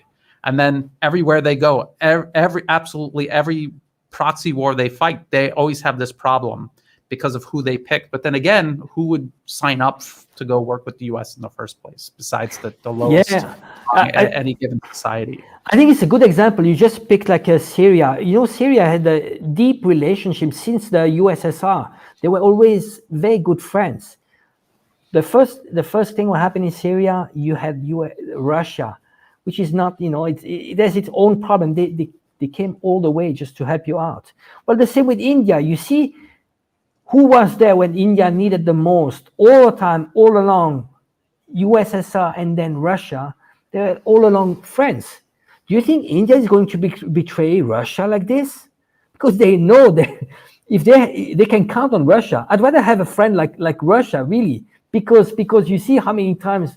Well, remember how the US treated France when they wanted to invade Iraq. France said, we know this, we don't believe in the weapon of mass destruction. They did this exactly the same as they did for Russian. They renamed French fries. They called them freedom fries. Yeah. Remember how they treated French. Yeah. The bashing, French bashing. Is it a friend? Is that a friend? It's a friend only if he goes in the direction you want him to go. That's not a friend. If you're a real friend, is that there's you need to have mutual interest and respect. I mean, this name, respect, really. You don't do what I say, sanctions. Even Germany, they were sanctioning Germany to stop Nord Stream 2 before. Like, this is what they did to. People think that they just do this to Russia or China or Iran, but they were putting sanctions on Germany very recently until this started to unfold in Ukraine. So I mean, it's crazy. Not long ago, remember, US they were actually threatening. I think it was Biden. Remember when Biden went to Ukraine and he said, "Oh, we are going to give you a loan, but you need to fire that prosecutor." And probably that prosecutor was linked to Hunter Biden. I mean, somehow. So you are going to a country and you say, "Oh, you know what? I'm not going to give you the loan unless you fire your prosecutor." Yeah. And that's what they did. They managed to leave and the prosecutor was out. So much for sovereignty. They talk about sovereignty and respecting the power of justice, rule of law. What is it? I mean, rule of law, when you go into a country and you say, well, you need to fire your prosecutor. Because why? Because he is going to expose the corruption. And then you see, I mean, what is the example of U.S. democracy, really? Do you really want, I mean, if it was a really good model that people were happy and was bringing prosperity, I could imagine supporting them, say, well, you know what, maybe the world would be better. But it's not. You are trying to export a failing model, and do you think like people they want to have that in Russia? Putin, he was the one actually that made sure that the oligarchs were out of politics. This is actually one of the biggest achievements of Putin. When he came into power, he said, "Oh, you know what? Under Yeltsin, there was so much corruption. You guys got extremely rich. But from now on, I'm not going to take your money. But from now on, I want you out of politics." He had a meeting with all the oligarchs. Yeah, didn't he do that on TV or something? He also, did wasn't on it TV, like broadcasted? And he said, "You know what? I'm not gonna. I know the money you made was dirty money. You raid the country together. You put so much in your pocket. I'm not going to go after that money, but I want you guys out of politics." You know what? I start to have respect for U.S. politics the day that they will stop This corruption they call lobbying. When you have Hunter Biden, it's so much corruption out there. Do you want to export that model? No. Really. Again, I wouldn't want, to have countries that put make sure that there's a regime change in the US. Ultimately, Americans need to deal with their own problem. It's non-interference. Every single country needs to find their model, and Western model it shouldn't be universal. Everyone needs to find its own model. And if we have a democracy, we should have a democracy. Find an agreement at the UN level. Yes, we need to have democracy, real democracy at the UN level. But then let's find each country to find their own model. Because the political system should be according to development level. In terms of economy, at the early stage, is it mature? Maturity of people. There's many preconditions. They need to find a model, and there's culture and history. Some cultures are not a good fit, and again, there's this we want also to export our values. Why would you impose, or let's say, LGTB in Afghanistan? That's quite a stretch. Well, it's a lot of it has to do with imperialism. It's a process of imperialism, and the idea of promoting or exporting democracy has always been a smokescreen. And we're going to be reaching 2 hours. But I think that's a good point to end on, is multipolarism. That is what Russia, China, and many other nations are talking about. I think you start to see India and Pakistan becoming very big fans of multipolarism. That is the whole idea. It's the idea of nations coming together and working side by side, instead of having one nation insisting on imposing itself upon all other nations, which is what the US is trying to do. The primacy of national sovereignty, rather than this idea of international institutions that are clearly hijacked by one or a handful of nations, and they just all happen to be rich white nations. And what it is just a continuation of Western imperialism from generations ago. It has just continued, and now it's starting to chafe against the rise of Eurasia. And that's why we see all of this. And if you read these policy papers very carefully, all they talk about is they don't want nations able to think for themselves or make decisions for themselves. The US wants to shape the direction that the world goes in. Leadership, when they say American leadership, that's what they're talking about. They're talking about America says what is going to happen and everyone follows. They say this from the Atlantic Council to Brookings to Rand. People say there's a million policy papers and think tanks out there. Yes, and they all say the same things. They're all funded by the same handful of corporate interests, and they all have the same circles of lawyers and lobbyists that go to Washington to get all of this rubber stamp. So yes, moving toward the direction of multipolarism, a balance of power. Instead of imagining that one country can lord over everyone else, you have to understand human nature and the fact that the best is a balance of power, where I'm not going to do something wrong because you're equally strong and you could push back. That's the best way to set up the world, because that is how human nature actually works. Again, we have to separate our ideology from reality, and the reality of human nature is that a balance of power is what works. I have been in situations where there are no rules or laws and people are hungry, and it's just a matter of who's big and who's little and who's going to get the food and eat. Like when you're in the Marines and the NCOs are gone, the non-commissioned officers are gone, it's a free-for-all. And you see what it wasn't like we were under an extreme situation either. It's just how human nature is, and it doesn't take much for that to come to the surface. And it very much so comes to the surface through geopolitics. And there's a lot of ways to dress it up and pretend that it's something else. But that's what it is. It's like this zero-sum competition. And the best way to manage that is a balance of power and multipolarism. Angela, you have anything? One last thing? I just want to add, something, when we might sound that we are anti-Western, anti our country, and it's not. Actually, it's because I do this with you. It's because I really care for my country. I love my culture too, but the thing is that I think we are going to hit the wall, and I think we need to bridge this gap of knowledge. Really, just the we might be living something very special, and I think there's probably a lot of fear. Imagine, people people that haven't been to the East, haven't been to Russia, China, they might be scared. They're like, oh, you know what? What if tomorrow this world is going to be ruled by them?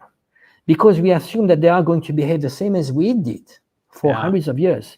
And in reality, it's not. I'm very confident. And I think on the multipolar world, it's going to be much more rational. We are going to stop those wars around the world, because very often, wherever you go, South America, Africa, Asia, if you look at what is behind, is imperialistic proxy wars, really. And it's containing the people that have been oppressed for hundreds of years, divide and conquer. And I really hope there's really global prosperity. And I think Chinese are showing the way. I'm not saying, I wouldn't want that system in my home, in my country. No. But what I'm saying is that they've delivered, and they don't have aspiration to be hegemonic. They want to trade. They want to bring prosperity.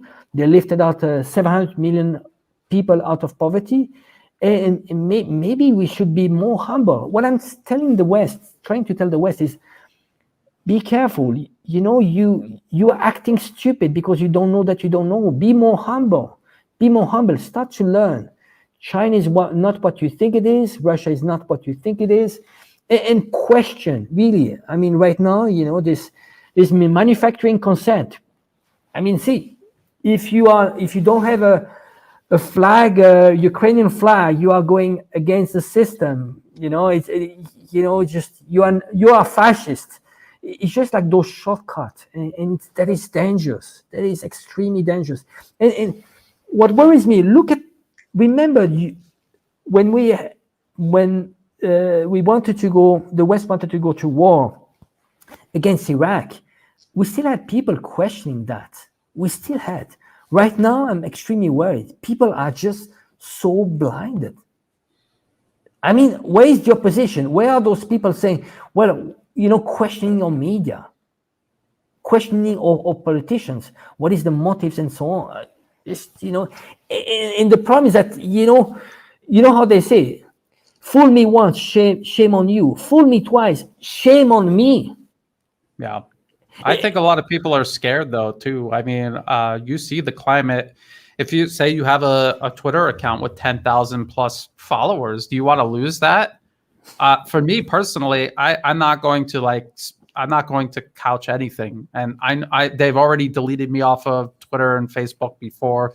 I'm preparing to get booted off of YouTube, but a lot of people are afraid of that. I can't blame them, especially if that's how they're making a living. If you're doing this full time, you have to somehow make some kind of income out of this just to pay your bills and feed your family.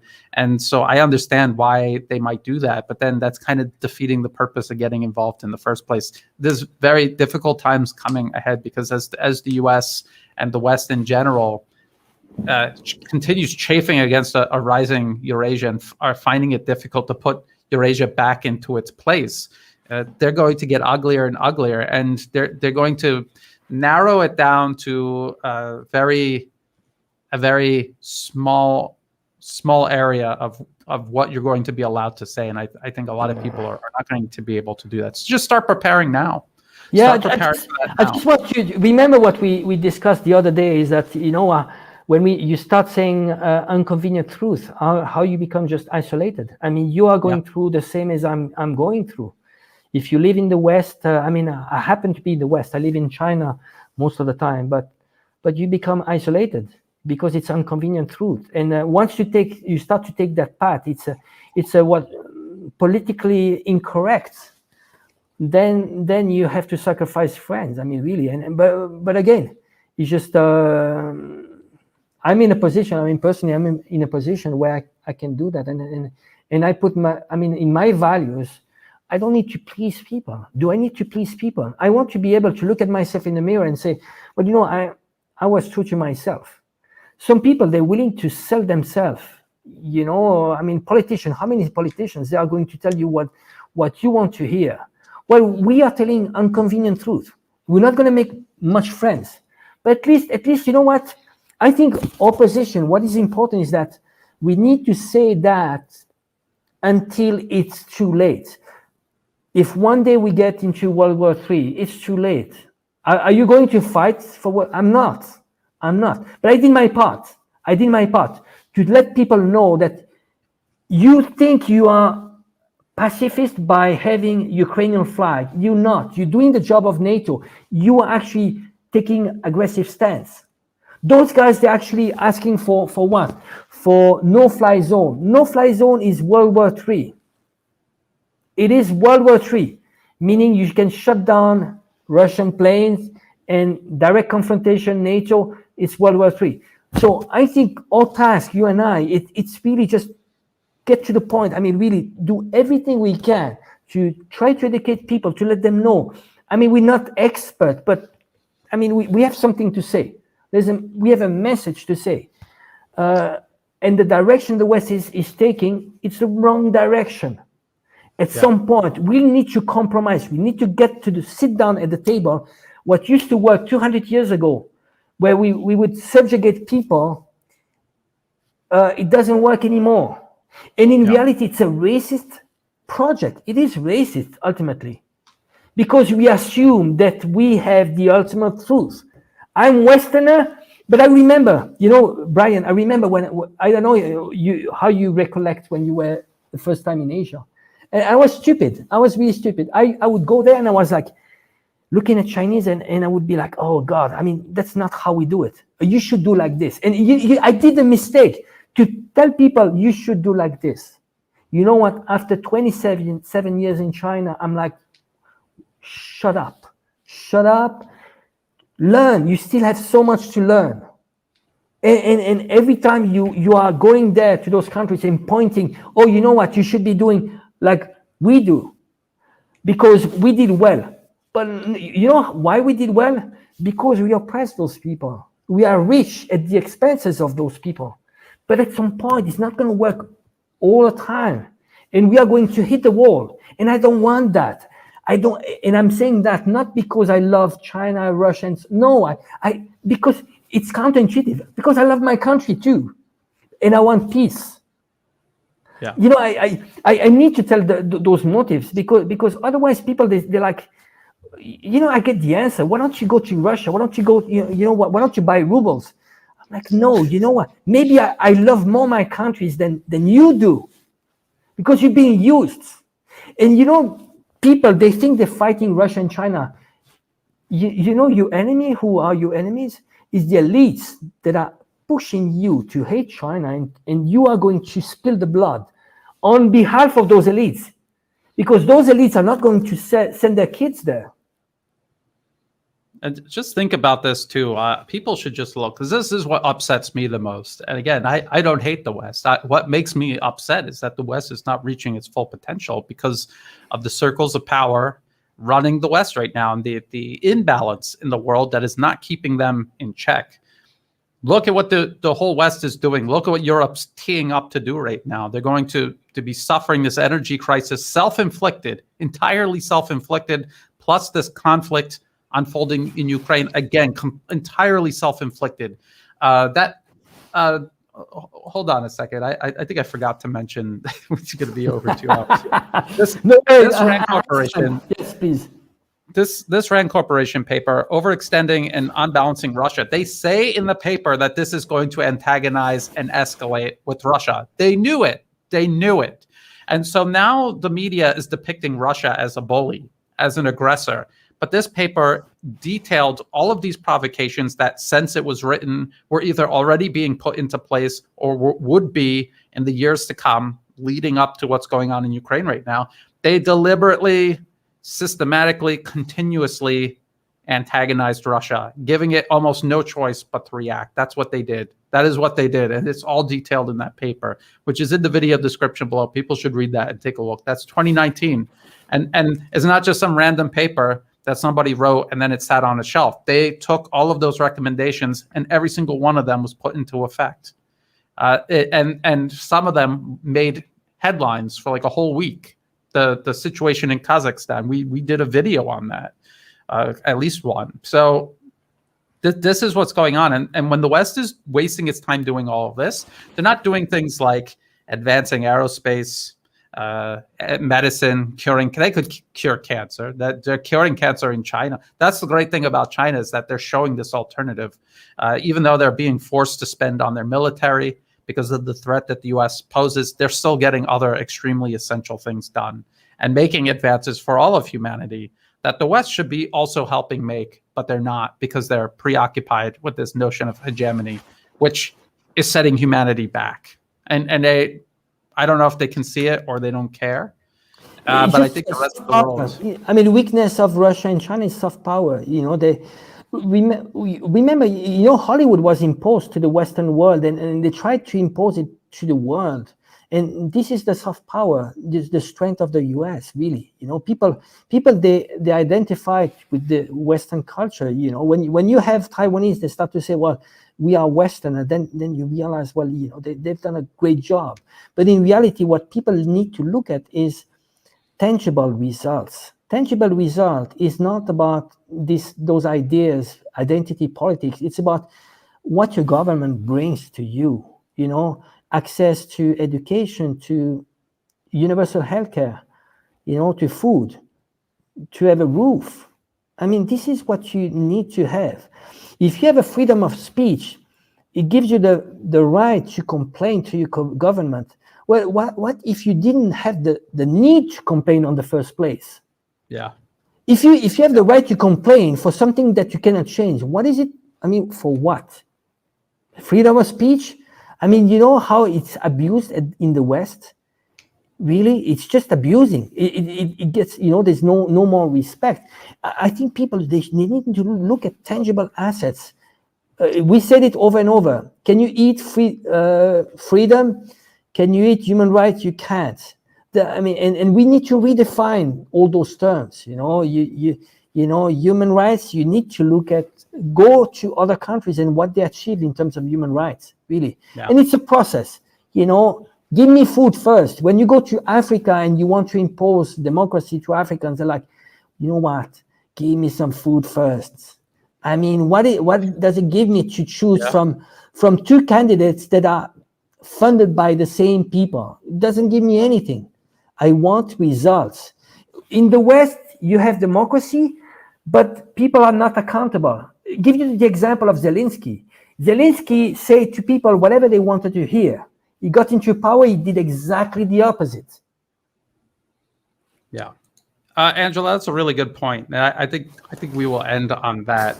Redefining terms, redefining what these words mean, because the U.S. has hijacked them. And when I say the U.S. and the West, their full potential is not being reached, I mean the people living there. There's hundreds of millions of people that live in the West.